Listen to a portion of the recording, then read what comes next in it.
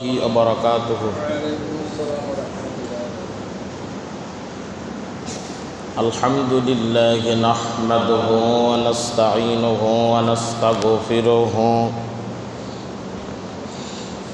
ونعوذ بالله من شرور أنفسنا ومن سيئات أعمالنا.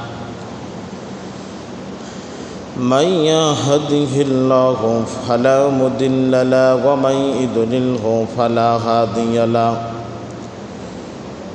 ونشهد أن لا إله إلا الله وحده لا شريك له.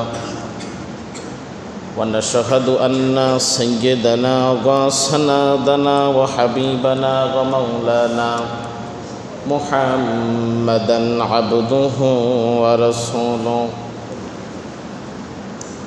الذي أرسله بالحق بشيرا ونذيرا وداعيا إلى الله بإذنه وسراجا وقمرا منيرا.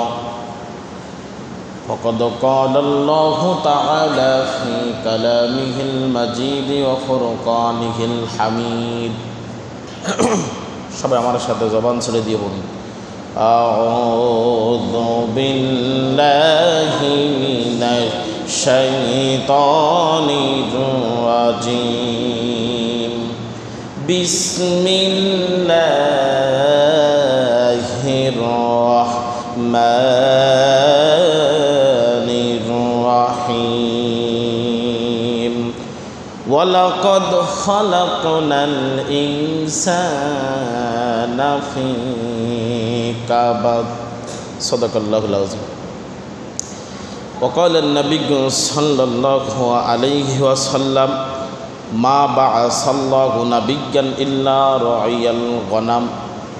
فقال أصحابه وأنت؟ فقال نعم كنت أرعاها على قراريط لأهل مكة. رواه البخاري. إن الله وملائكته يصلون على النبي يا أيها الذين آمنوا صلوا عليه وسلموا تسليما. اللهم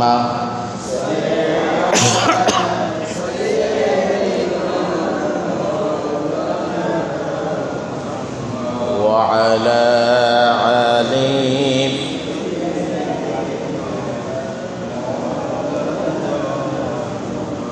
اللهم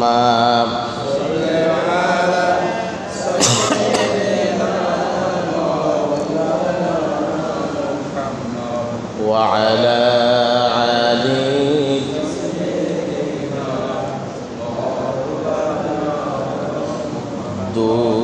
দূরারবের মরুর বুকে, দূরারবের মরুর বুকে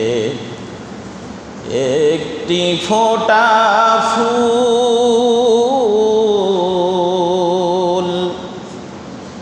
দিন দুঃখীদের বন্ধু সেজে মুহাম্মদ রাসূল,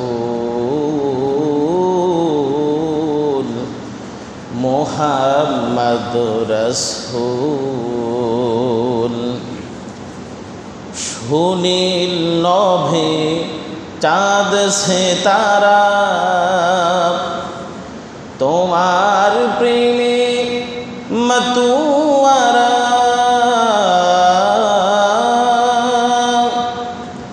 সুনীল নভে চাঁদ সে তারা তোমার প্রেমে মতুয়ারা। যারা গোমনের খবর পেয়ে, যারা গোমনের খবর পেয়ে ধন্য আলম কুল মুহাম্মদ রাসূল। মুআজ্জিজ মুহতারাম, ঐতিহ্যবাহী বেগমপুর কেন্দ্রীয় জামে মসজিদের স্বাগত মুসল্লি করম, আল্লাহ সুবহানাহু ওয়া তাআলার দরবারে লক্ষ লক্ষ কোটি শুকরিয়া আদায় করি যে আল্লাহ তাআলা রবিউল আউয়াল মাসের প্রথম জুমা, রসুলের আগমনের মাস, রসুলের ওফাতের মাস, রসুল সাল্লাল্লাহু আলাইহি ওয়াসাল্লাম এই মাসে এসেছিলেন, আবার এই মাসে চলে গিয়েছিলেন। সে রবিউল আউয়াল মাসের প্রথম জুমায় 2 তারিখে আল্লাহ তাআলা আপনাকে আমাকে ভালোবেসে প্রতিকূলতার মধ্য দিয়ে আপনাকে আমাকে তার ঘর মসজিদে এসে অত্র মহল্লা থেকে বাছাই করে নিয়ে এসেছেন। এই জন্য মহামুনিবের দরবারে জবান খুলে বলছি আলহামদুলিল্লাহ। আরও বেশি বেশি শুকরিয়া আদায় করুন, কারণ আল্লাহ তাআলা আপনাকে আমাকে ভালো রেখেছেন, সুস্থ রেখেছেন, সুন্দরভাবে তার ঘর মসজিদ নিয়ে এসেছেন। এজন্য জবান খুলে আর একবার বলছি আলহামদুলিল্লাহ। দুরুদ আর সালাম পাঠাই বিশ্বনবী জনাবে মুহাম্মদ রাসূলুল্লাহ সাল্লাল্লাহু আলাইহি ওয়াসাল্লাম। সম্মানিত উপস্থিতি, রসুলের জন্মের মাস, রসুলের মৃত্যুর মাস, যে মাসটা আসলে রসুলের জীবনী থেকে মানুষ আলোচনা করতে করতে জীবনটা, যদি মানুষ রসুলের আদর্শের উপর আলোচনা করে, রসুলের জীবনটা 2 ভাগে বিভক্ত করেছেন। প্রথমটা হচ্ছে সিরাত, দ্বিতীয়টা হচ্ছে সুরাত। সিরাত হলো আদর্শ, সুরাতকেও আমরা আমাদের দিক নির্দেশনা বলি, যেগুলো রসুল সাল্লাল্লাহু আলাইহি ওয়াসাল্লাম করেছেন। আমাদের রসুলের জন্ম থেকে রসুল সাল্লাল্লাহু আলাইহি ওয়াসাল্লাম যতক্ষণ নবুয়াত পান এই সময়কে আমরা অনেক সময় মিলাদ বলি, সুরাত বলি। আর রসুলের আদর্শ নবুয়াতের পর থেকে যতটুকু সময় অতিবাহিত রসুল সাল্লাল্লাহু আলাইহি ওয়াসাল্লাম সেইটুকু সিরাত বলে। এখন রসুলের জীবনী থেকে আজকে আমরা আলোচনা করতে চাই। রসুল সাল্লাল্লাহু আলাইহি ওয়াসাল্লাম শ্রমদের, যারা শ্রমিক, যারা শ্রম দিয়ে কাজ করে, তাদেরকে রসুল সাল্লাল্লাহু আলাইহি ওয়াসাল্লাম কতটা মূল্যায়ন করেছেন, কতটা মর্যাদা দিয়েছেন, এবং শ্রমিকদের সাথে খারাপ ব্যবহার করলে রসুল সাল্লাল্লাহু আলাইহি ওয়াসাল্লাম কী বলেছেন, সেই বিষয়ে আমি রসুলের সিরাত থেকে আলোচনা করতে চাই। প্রথমে আমি আপনাদের সামনে বলতে চাই, ইসলামের শ্রমিকের অধিকার অপরিসীম, অপরিহার্য। শ্রমিকদের অধিকার প্রতিষ্ঠায় ইসলামে সুনির্দেশনাবলী রয়েছেন। আল্লাহ তাআলা কোরআনুল কারীমের ভিতরে বলছেন, সূরাতুল বালাদ আয়াত নম্বর 4 ভূমিকায় পড়েছে।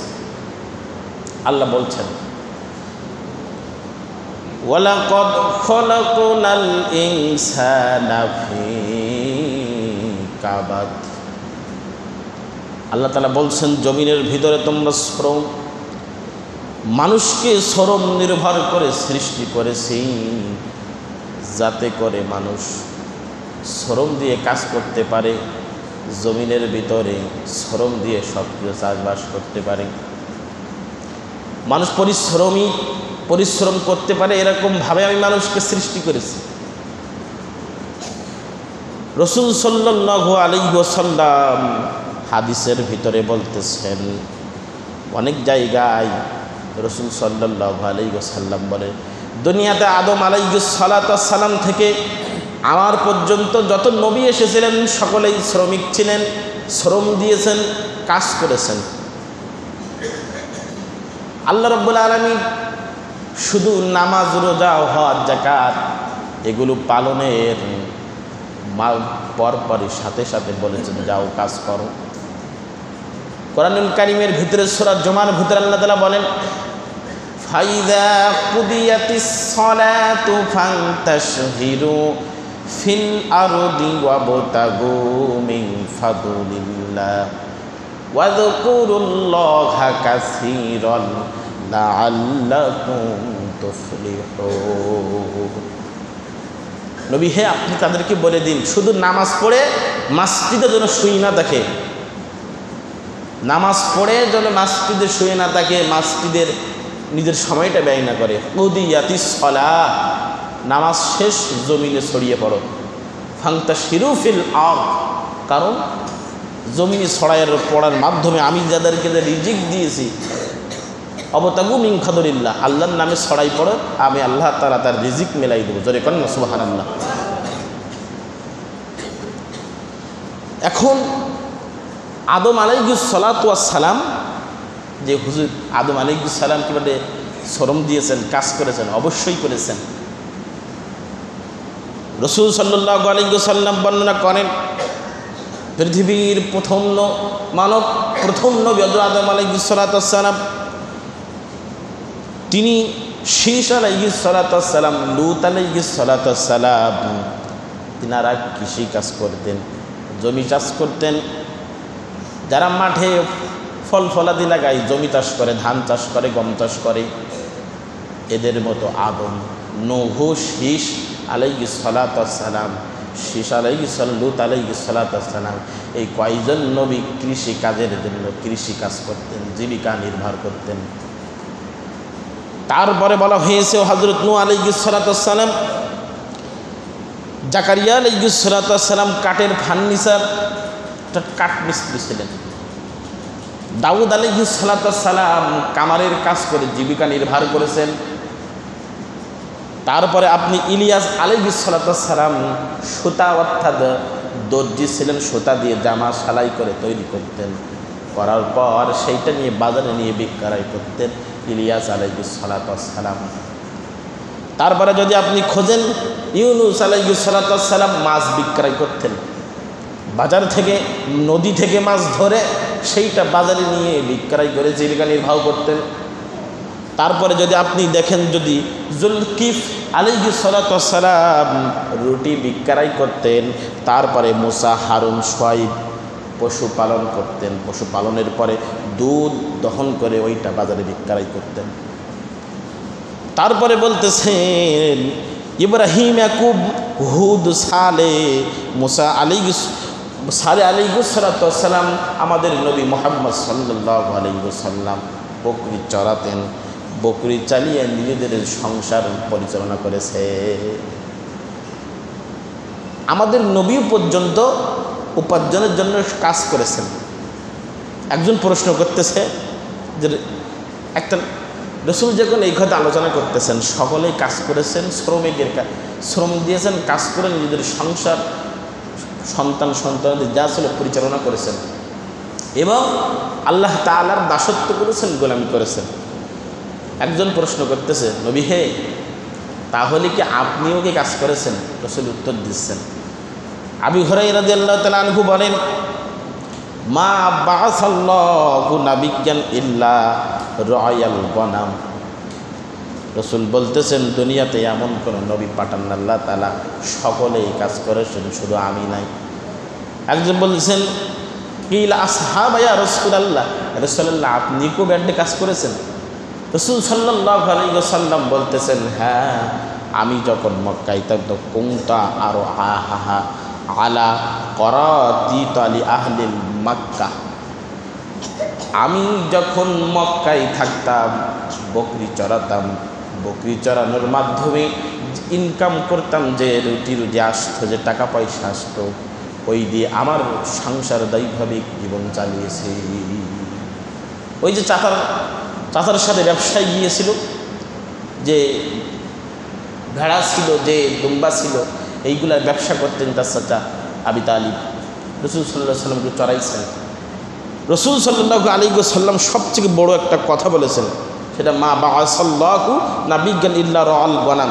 দুনিয়াতে এমন কোনো নবী আল্লাহ তাআলা পাঠাননি যারা বকরি চড়ায়নি। বকরি চড়ায়নি এমন কোনো নবী নেই।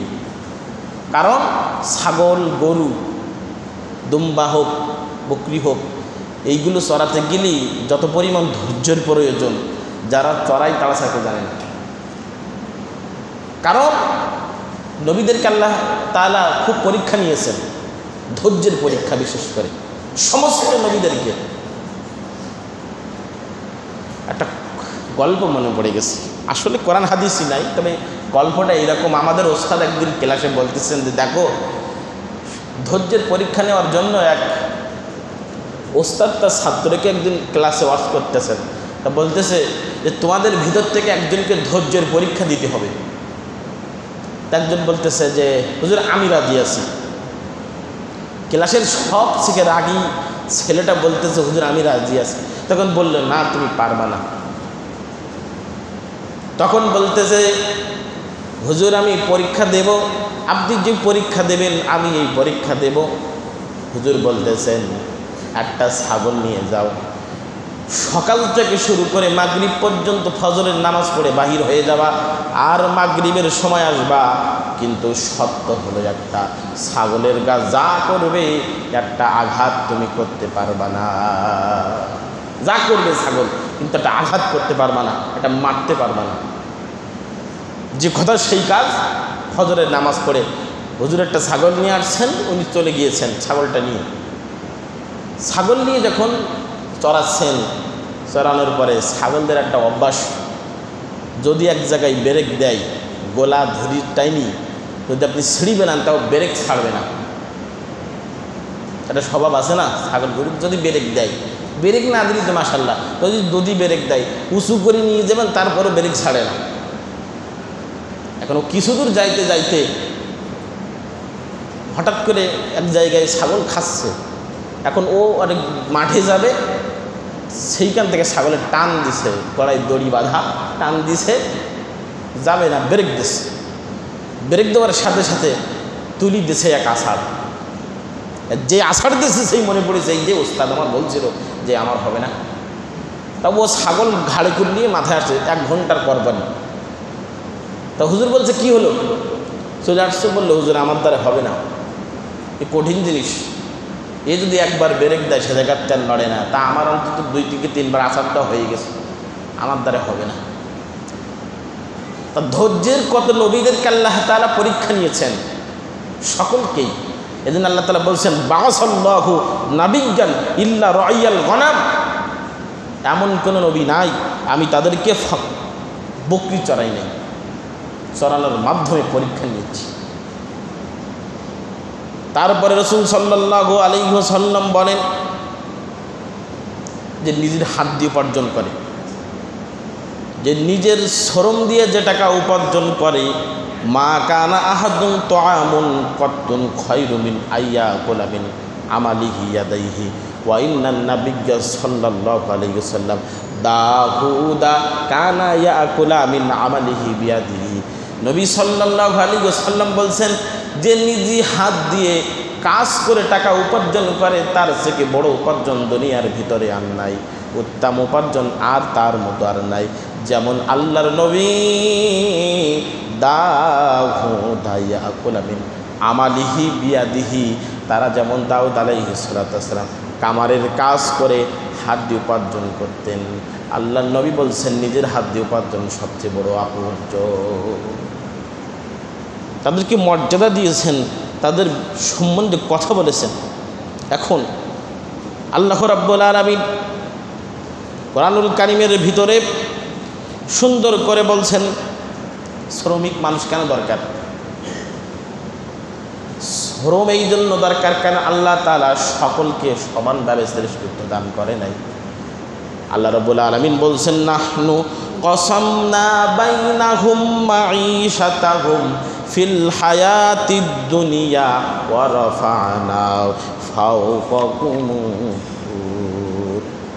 রাফা'না বা'দাহুম ফাওকা বা'দিন দারাজাতিল লিত্তাখিযা বা'দুহুম বা'দান সুখরিয়া ওয়া রাহমাতু রাব্বিকা খায়রুম মিম্মা ইয়াজমাউন।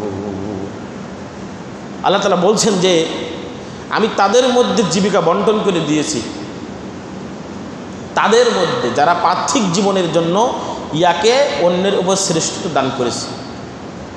এটা খেয়াল করে ভাবেন, আল্লাহ তাআলা যাদের দুনিয়ায় মেধা দিয়েছেন, বুদ্ধি দিয়েছেন, অনেকের ধন সম্পদ দেননি, আবার অনেকের ধন সম্পদ দিয়েছেন, মেধা দিয়েছেন, কিন্তু কাজ করার সক্ষমতা তার নাই। অঢাল সম্পদ আছে, মেধা আছে, বুদ্ধি আছে, কিন্তু ওই কাজগুলো করাই নেবার জন্য যেমন তার বাড়িতে তার যদি মাঠে 5 বিঘি জমি থাকে শ্রমিক দরকার, আর যদি বাড়িতে কাজ করার দরকার হয় ঘর বাড়ি, তার রান্নার জন্য তার ফ্যামিলি অনেক বড়, তার পরিজনের জন্য কাজ করার লোক দরকার, বাথরুম থেকে শুরু করে এ পর্যন্ত তার গাড়ি সারাই করার জন্য কাজ দরকার। আল্লাহ তাআলা বলছেন একজনকে আরেকজনের উপরে নির্ভরশীল দিয়ে আমি আল্লাহ তাআলা পার্থিব জীবনে যত রিজিক দরকার আমি একজনকে আরেকজনের মাধ্যমে দিয়ে দিয়েছি। তার কারণ হলো যদি একজনকে আরেকজনের পরে নির্ভর করে না দিতাম তাহলে কেউ নিজে নিজে সব কিছু করতে পারতো না। সব কিছু করতে পারতো নাকি? একটা সাপোজ ভাবেন, যদি আল্লাহ তাআলা সকলকে সমান কিছু দিতেন, একই ধনী, একই টাকা পয়সা, একই বয়স, সব কিছু দিয়ে যদি দুনিয়াতে পাঠাতেন, তাহলে আজকে মাঠের কাজগুলো কে করতেন? গাড়ির মেকানিকের কাজ কী করতেন? একটা গাড়ি থাকলে একটা মেকানিক দরকার, সে কাজটা কে করতেন? আপনার বাথরুম বোঝাই হয়ে গেলে আমাদের ভিতরে কিছু মানুষ আছে তারা এই কাজগুলো করে। আপনার প্লেনের যে কাজগুলো আছে, প্লেন যারা পরিচালনা করে, তাহলে আপনি আরেকটা দেশে যাওয়া দরকার, তাহলে সকলকে যদি আল্লাহ তাআলা সমান বুদ্ধি দিতেন, সমান শ্রমের শক্তি দিতেন, সমান সব কিছু দিতেন, তাহলে তো কাজ করার কোনো লোক পাওয়া যেত না সমাজের ভিতরে, ঠিক কিনা? এই জন্য আল্লাহ তাআলা বলতেছেন আমি কাউকে বুদ্ধি দিয়েছি, মেধা দিয়েছি, কিন্তু অর্থ সম্পদ কম দিয়েছি, কাউকে ধন সম্পদ বেশি দিয়েছি, কাউকে এইটা দিয়ে আমি তো আমার বান্দাদেরকে নির্ধারণ করে দিয়েছি পরীক্ষা নেওয়ার জন্য। এখন আল্লাহ রাব্বুল আলামিন সূরা আনকাবুতের ভিতরে বলছেন, দেখেন আমি যে কথা বলছি আল্লাহ তাআলা আয়াতে কালিমা নাজিল করে দিয়ে বলতেছেন, কি বলতেছেন বলছেন, দেখেন আল্লাহু ইয়াবসিতুর রিজকা লিমান ইয়াশাউ মিন ইবাদিহি ওয়া ইয়াকদির ইন্নাল্লাহা বিকুল্লি শাইইন আলীম। আল্লাহ রাব্বুল আলামিন বলতেছেন আমি আমার বান্দাদের জন্য রিজিক এবং যার মাধ্যমে ইচ্ছা রিজিক প্রশস্ত করে দেই। আমি আল্লাহ তাআলা যাকে ইচ্ছা তাকে ধন সম্পদ দেই, এটা হলো আমার ইচ্ছে। কেউ যদি মনে করে হুজুর আমাকে আল্লাহ তাআলা গরিব বানিয়েছেন, ওটাও আল্লাহর ইচ্ছে। কেউ যদি মনে করে রব্বুল আলামিন আমাকে বিল্ডিং বাড়ি সহ কোটি কোটি টাকার মালিক বানিয়েছেন, ওটাও আল্লাহর ইচ্ছে হয়েছে। তাই আল্লাহ বলছেন ইন্নাল্লাহা ইয়াবসিতুর রিজকা লিমান ইয়াশাউ মিন ইবাদিহি ওয়া ইয়াকদিরু লা, আমি আল্লাহ তাআলার বান্দাদের জন্য যা ইচ্ছে তাকে রিজিক একটু প্রশস্ত বেশি করে দিয়েছি, আবার যাকে ইচ্ছা একটু কম করে দিয়েছি, এগুলো সব আমার ইচ্ছে। এখন কেউ যদি বলে আল্লাহ যদি আমাকে একটু ধনী বানিয়ে দুনিয়ায় পাঠাতেন আল্লাহর কি কোনো লাভ ছিল? আল্লাহর কি কোনো ক্ষতি হতো? কিছু মানুষের বিবেকের তাড়নায় পড়ে তারা এমন কথা বলে। কিছু মানুষ যদি সমাজের ভিতরে চলে তো ও একটু গরিব মানুষ, তা ওর ছেলে সন্তানদেরকে অনেক সময় চাইলে দিতে পারে না।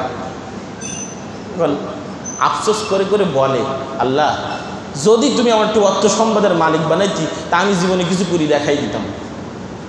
অর্থাৎ মনের খায়েশ শয়তানের প্রয়োজনায় পড়ে এই কথাগুলো আছে জবান দিয়ে বাহির করে। কিন্তু আল্লাহ তাআলা কি বলছেন, যাকে তুমি দেখতেছো যার 20 তলা বিল্ডিং, প্রাইভেট কার চড়ে, হেলিকপ্টার থেকে উড়ে, এক দেশ থেকে আরেক দেশে প্লেনে তার ফ্লাইটের মাধ্যমে উড়ে যায়, ওই যাকে দেখতেছো কোটিপতি, ওকে আল্লাহ তাআলা আমি দিয়েছি। সুবহানাল্লাহ, জোরে কন না সুবহানাল্লাহ। আল্লাহ তাআলা দিয়েছেন।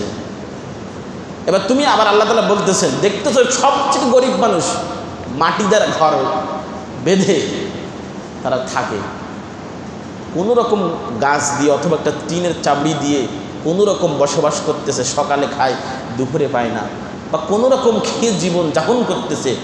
ওই যে ব্যক্তিকে দেখেছো হেলিকপ্টারে উড়িয়েছি, এসি রুমে থাকে, গাড়িতে চড়ে, ওই ব্যক্তিকে দেখেছো, আর এই ব্যক্তিকে দেখতেছো একেও আমি আল্লাহ তাআলা বানিয়েছি। যদি কন্যা সুবহানাল্লাহ, সব আমি দিয়েছি। তবে লাস্ট আল্লাহ তাআলা একটা কথা বলেছে, কি বলেছে? ইন্নাল্লাহা বিকুল্লি শাইইন আলীম। আল্লাহ বলছেন দেখো নিশ্চয় আমি আল্লাহ তাআলা সর্ব বিষয়ে, সমস্ত বিষয়ে সর্বজ্ঞ। আমি সব কিছু জানি, কোনটা কি দিলে হবে, কোনটা কি করলে হবে, আমি আল্লাহ তাআলা জানি। অনেক সময় ধন সম্পদের তাড়নায় পড়ে, অর্থ সম্পদের তাড়নায় পড়ে তুমি যে বাজে ব্যবহার করতেছো তা না, পরীক্ষা করতেছেন, দেখতেছেন, এর হিসাব তোমাকে একদিন দিতে হবে। আর তুমি আজকে গরিব মানুষ আসো বলে আল্লাহকে দোষারোপ করে নিজের জীবনটাকে বিপন্ন করতেছো, একদিন তোমাকে হিসাব দিতে হবে। এমন আল্লাহ তাআলা বল সব কিছুর বিষয়কে আমি জানি। এখন তারপরে হচ্ছে যারা শ্রমিকদের যারা কাজ করে, আমরা যাদেরকে কাজ করিয়ে নেই, কষ্ট পরিশ্রম করার পরে এদের অধিকার সম্পর্কে রাসূল সাল্লাল্লাহু আলাইহি ওয়াসাল্লাম এবং আল্লাহ তাআলা কথা বলেছেন। কি বলেছেন? আল্লাহ রাব্বুল আলামিন সূরাতুল মাইদার 1 নম্বর আয়াতে বলেন, ইয়া আইয়ুহাল্লাযীনা আমানু আউফু বিল উকুদ। হে মুমিনগণ, তোমরা শ্রমজীবীদের অঙ্গীকার সম্পূর্ণ করে দাও, শ্রমের টাকা পরিশোধ করে দাও। শ্রমের টাকা কি? মাঠে কাজ করে নিয়েছেন, আপনার জমিতে বা বাড়িতে, যে কোনো জায়গায় আপনি একজনকে শ্রমিক নিয়েছেন, এখন তার টাকা পয়সাগুলো পরিশোধ করে দেবেন, এটা তার অঙ্গীকার। আল্লাহ রাব্বুল আলামিন বলতেছেন, ওয়ালা তাবখাসুন নাস আশিয়াআহুম ওয়ালা তা'সাউ ফিল আরদি মুফসিদিন। মানুষ তাদের বস্তু কম দিও না, জমিনে যারা অনাত্ম সৃষ্টি করে। রাসূল সাল্লাল্লাহু আলাইহি ওয়াসাল্লাম বলতেছেন, কখনো কখনো মানুষ দেখা যায় যারা শ্রমিকদের টাকা দিতে গিয়ে টাল বাহানা শুরু করে দেয়। যদি কাজ করে বলে আজকে হবে না, সামনের সপ্তাহে পরের সপ্তাহে, 3 বছর ধরে ঘুরে দিস। একজন সেদিন বললো, ও যে 3 বছর ধরে টাকা পাই, শুধু ধরি আর বলে দেবো না। তা বলে, আপনি কিছু ব্যবস্থা নিতে পারেন না? বলে, নিতে পারি, তা নেই না। সেও ভালো অর্থ সম্পদশীল। রাসূল সাল্লাল্লাহু আলাইহি ওয়াসাল্লামের পরিপ্রেক্ষিতে একটা হাদিস এনেছেন। হাদিসটা বর্ণনা করতেছেন ওমর ইবনে উমর রাদিয়াল্লাহু তাআলা আনহু বলতেছেন, অকালান নবী সাল্লাল্লাহু আলাইহি ওয়াসাল্লাম মাতুলুল গনিয়্যু যুলমুন।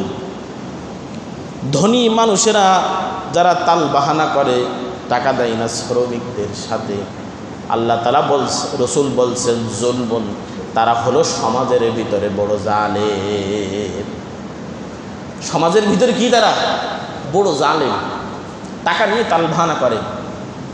যে মাতলুল গনিয়্যুল যুলমুন, যারা ধনীরা, যেসব ধনীরা শ্রমিকদের টাকা নিয়ে তাল বাহানা শুরু করে, আজ দেবো না, কাল দেবো না, পরশু দেবো না, এই 1 মাস 2 মাস ঘুরনের পরে টাকা দেয়, দিয়ে ওই মানুষটা হেনস্থ করে, কষ্ট দেয়।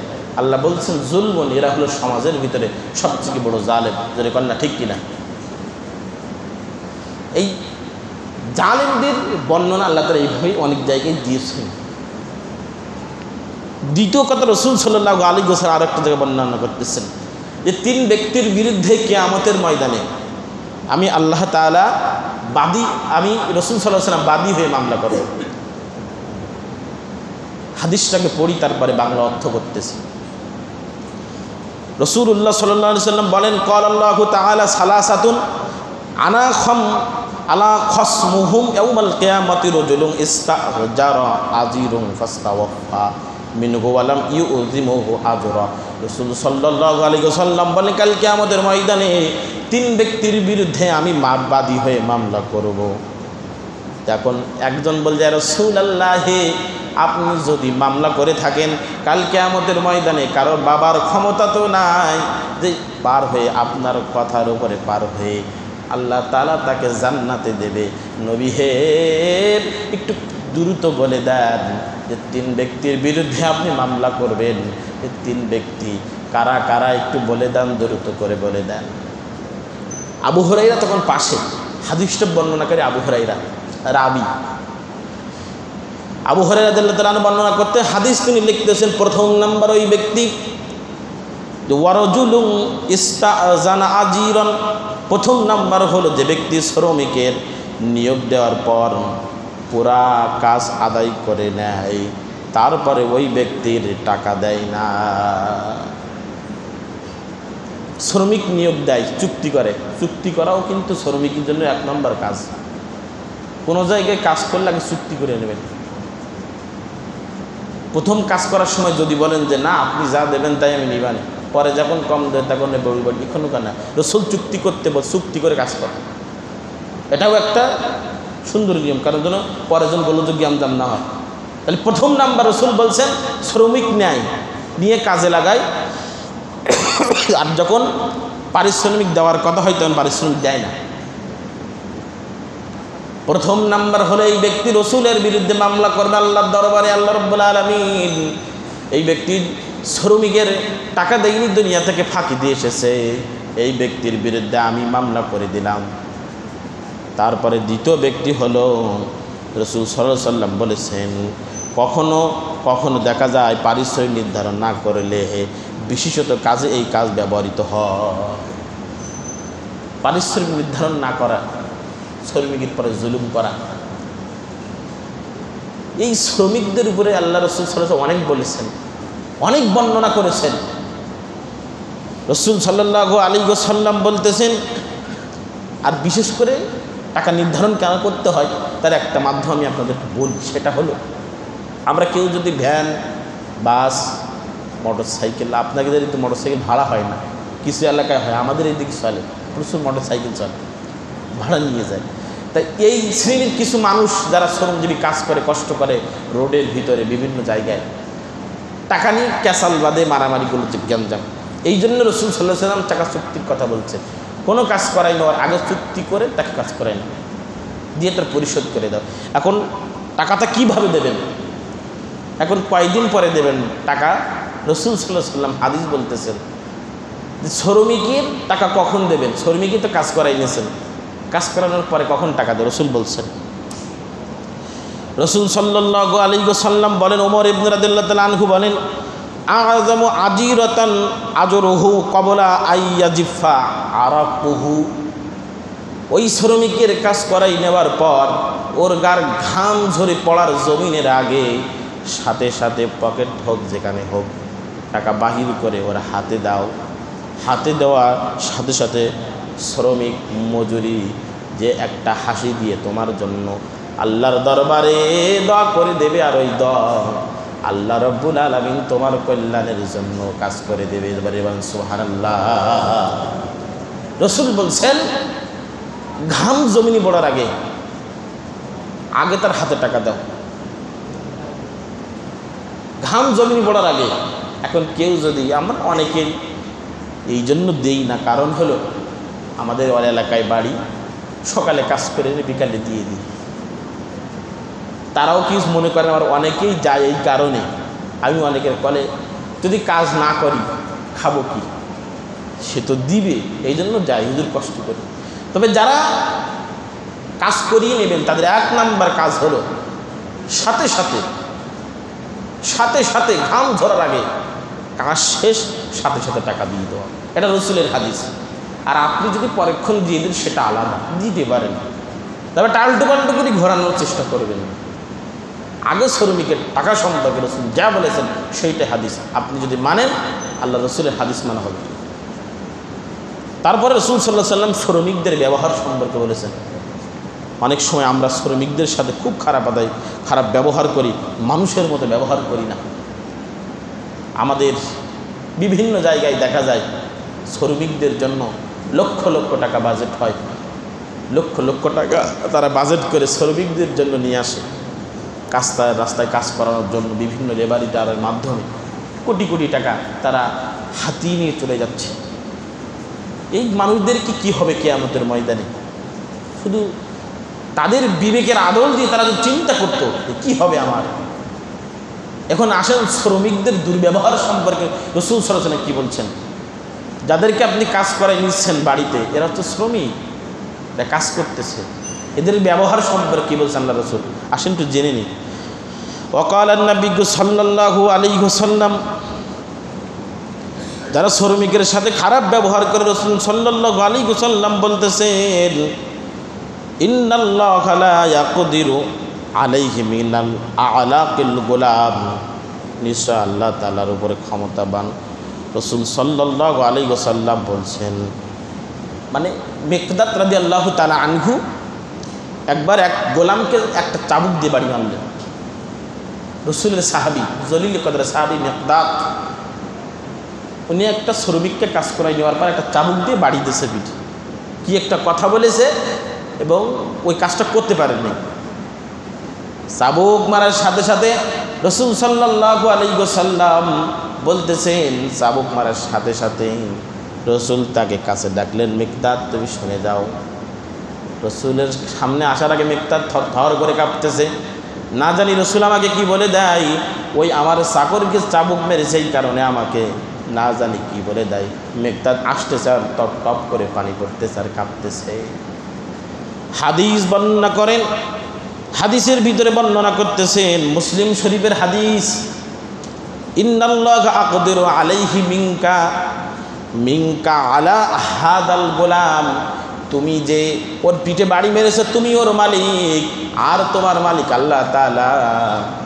তুমি ওই শ্রমিকের সাথে একটা চাবুকের বাড়ি যদি আর দিয়ে থাকো, কাল কিয়ামতের ময়দানে আল্লাহ রাব্বুল আলামিন কিন্তু 80টা চাবুকের বাড়ি তোমার পিঠে দিবে। কয়টা? 80টা চাবুকের বাড়ি। একটা লাঠির বাড়ি যদি তুমি দিয়ে থাকো, তুমি 80টা লাঠির বাড়ি পাবে শ্রমিকদের। এখন আরেকটা বিষয় আছে, শুধু শ্রমিকদের সম্পর্কে অনেক বলে, কিন্তু শ্রমিকদের কাজ হলো মালিকের কাজে ফাঁকি না দেওয়া। কাজ করতে গেছে লাগবে 2 জন, ও সেই জায়গায় 5 জন লোক নিয়ে এসে কাজটা দ্রুত করে ডাবল টাকা নিচ্ছে। এই নির্ভরতা যখন তুমি দূর করতে পারবে, মালিকের সামনে যখন তুমি সুন্দর কাজ দেখাতে পারবে, তখন তোমার মর্যাদা তুমি পেয়ে যাবে। অথবা যারা তোমার পরে জুলুম করবে, কাল কিয়ামতের ময়দানে তো পাপ পাবে না, কষ্ট দিলে তারা কষ্ট পাবে। রাসূল সাল্লাল্লাহু আলাইহি ওয়াসাল্লাম আরো বর্ণনা করতেছেন, ওয়াকালা নবী সাল্লাল্লাহু আলাইহি ওয়াসাল্লাম, রাসূল সাল্লাল্লাহু আলাইহি ওয়াসাল্লাম বলতেছেন, ওমর রাদিয়াল্লাহু তাআলা আনহু বলেন, এক ব্যক্তি রাসূলের কাছে এসে প্রশ্ন করলেন, আমার বাড়ির কাজে লোক প্রতিদিন কতবার ক্ষমা করব? ওমর রাদিয়াল্লাহু তাআলা আনহু রাসূলের মজলিসে বসা আছে, হঠাৎ করে একজন লোক মহল্লা থেকে এসে বলছেন, ইয়া রাসূলুল্লাহ, ইয়া হাবিবাল্লাহ, আমার বাড়ি একটা কাজের লোক আছে, জন্মের অপরাধ করে, জন্মের ভুল করে, যে কথা বলি সেটা করতে পারে না, অন্য কাজ করে, তাহলে আমি তাকে কতবার ক্ষমা করব? রাসূল কথা বললেন না, চুপ থাকলেন। আরেক দিক মুখ ফিরিয়ে রাসূল কথা বলতেছেন, আবার সামনে গিয়ে বলতেছেন, ইয়া রাসূলুল্লাহ, আমার বাড়িতে একটা কাজের লোক আছে, বারবার ভুল করে, নবী হে আমাকে একটু বলে দেন আমি তাকে কয়বার ক্ষমা করে দেব? রাসূল সাল্লাল্লাহু আলাইহি ওয়াসাল্লাম তারপরে বলতেছেন, উফু আনহু ফি কুল্লি ইয়াউমিন 70 মাররা। রাসূল সাল্লাল্লাহু আলাইহি ওয়াসাল্লাম বলতেছেন, প্রতিদিন সে যদি 70 বার ভুল করে, 70 বার তুমি তাকে ক্ষমা করে দেবে, কোনো কিছু বলবে না। 70 বার। দেখেন রাসূলের সিরাত, রাসূলের জীবন আদর্শ কত সুন্দর। এমন কোনো কাজ নাই রাসূল বলে জান নাই, এমন কিছু জিনিস নাই রাসূল বলে জান নাই। রাসূলের সিরাত। এ তো আজকে রবিউল আউয়াল মাস, বিভিন্ন জায়গায় অনুষ্ঠান, রাসূলের জন্মদিন পালন করে, বিভিন্ন জায়গায় বাংলাদেশে খিচুড়ি, বিরিয়ানি, অনেকেই তো আবার কেক কাটে রাসূলের জন্মদিন, কিন্তু তাদের জীবন আদর্শ দেখলে রাসূলের সিরাত নাই, সুরত নাই, রাসূলের জীবন আদর্শ নাই। রাসূলের আদর্শটা এই জায়গায় যে 70 বার যদি ক্ষমা করে, 70 বার যদি অপরাধ করে, 70 বার ক্ষমা করে দেবা, তাকে কিছু বলবে না। তবে হ্যাঁ, যারা শ্রমিক থাকবে তাদেরকে মালিকের কাজ করতে হবে। আরেকটা হাদিস বলে আলোচনা শেষ করব। অধীনস্থ গৃহ কর্মচারীদের কেমন আচরণীয় বঞ্চনীয় প্রসঙ্গে আনাস রাদিয়াল্লাহু তাআলা আনহু বলেন, আনাস রাদিয়াল্লাহু বর্ণনা করতেছেন, খাদেমতুন নবী সাল্লাল্লাহু আলাইহি ওয়াসাল্লাম হাশারা সিনিনা ফামা ক্বালা ইন্নী উফফি ওয়ালা লিমা সানাআতু ওয়ালা ইল্লা মা সানাআতু। আবু আনাস রাদিয়াল্লাহু তাআলা আনহু বলেন, আমি দীর্ঘ 10 বছর রসুলের খাদেম ছিলাম। আমার বয়স যখন অল্প 7 বছর থেকে 6 বছর আমি রসুলের খাদেম ছিলাম। রসুল যা বলতেন তাই করতাম, কিন্তু রসুল কখনো আমাকে উফিউ একটা শব্দ করেন নাই, আমাকে কখনো শব্দ প্রত্যক্ষ করতে দেন নাই। ইল্লা মা সানাআতু, কোনোদিন জোর গলায় কথা বলে নাই, আদেশ করেন নাই, এটা করনি কেন ওটা করনি কেন, কোনোদিন রসুল বলে দেন নাই। এই জীবন আদর্শ রসুলের সিরাত থেকে আমরা আজকে শিক্ষা নিলাম। শ্রমিক যারা আছে, যারা আপনার অধীনে কাজ করে, কর্মচারী আছে, তাদের সাথে সুন্দর ব্যবহার করবেন, আজ থেকে শিক্ষা নেন। আর দ্বিতীয় আরেকটা শিখলাম, যারা শ্রমিকের কাজ করবে, মালিকের অধীনে থাকবে, কাজের জন্য থাকবে, তারা যেন কাজে ফাঁকি না দেয়। কাজে যেন একজন এই কাজটা করলে সে দ্রুত করতে পারে, কিন্তু কাজ করে না, বসে থাকে, গল্প করে। আর এখন তো খুব ভালো সিস্টেম হয়েছে, এখন ওই টাচফোনে যায় কাজ করতে। আর যারা ফ্রি ফায়ার, এখন শ্রমিকরা ফ্রি ফায়ার খেলে, ওরাও যদি একটু সময় নাস্তার সময় দেয় তো ও 1 ঘন্টা খাওয়াই দেয়, শুধু ফোন খেলি, ইউটিউব দিয়ে ভিডিও দেখে। এখন ভ্যান থেকে সবাই হাতে পড়ে, মাশাআল্লাহ ভালো। এই অভ্যাসগুলো পরিত্যাগ করতে হবে।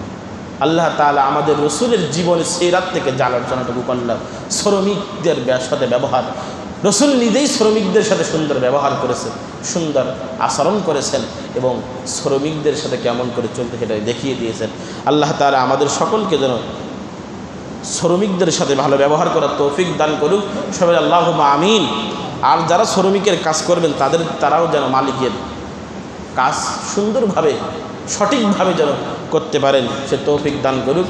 ওমা তৌফিকি ইল্লা বিল্লাহ।